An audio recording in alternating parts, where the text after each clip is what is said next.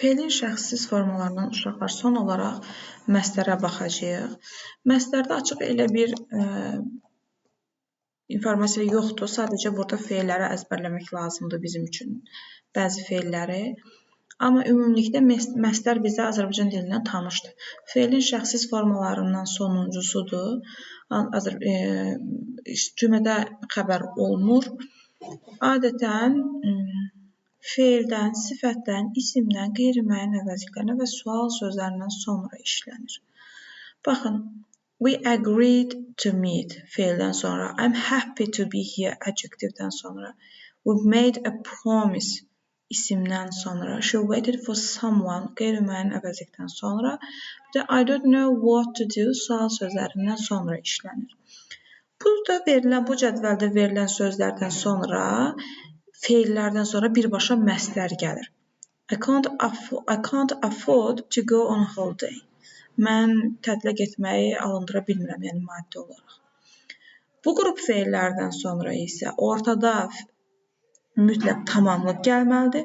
Sonra məstər gəlir. Məsəl üçün, I advised him to get a good job. Mən ona məsləhət gördüm, yaxşı iş tapmağı.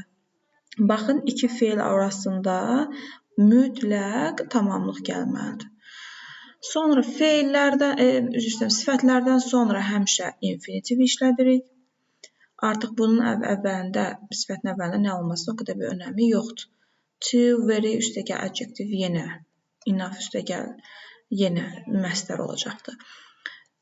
İsmi birləşmələrdən sonra məstər olur. Give an opportunity, have an ability, have a chance.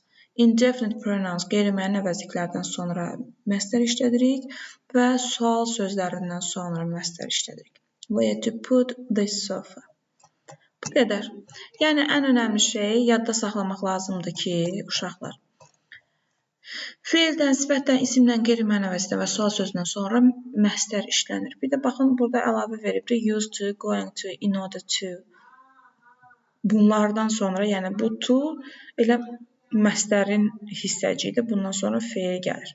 To iki dəfə məstər vermirsinizdir. Yadınızda saxlayırsınız ki, bunlardan sonra məstər gəlir. Bir də bu feilləri əzbərləyirsiniz ki, hansından sonra birbaşa məstər gəlməlidir, hansından sonra obyekt gəlib, sonra məstər gəlməlidir. Tamam mı? Bu qədər. Çox sadə, çox bəsit mövzudur. İndi bundan sonra mən 9-cu sinifin testini izah edəcəm.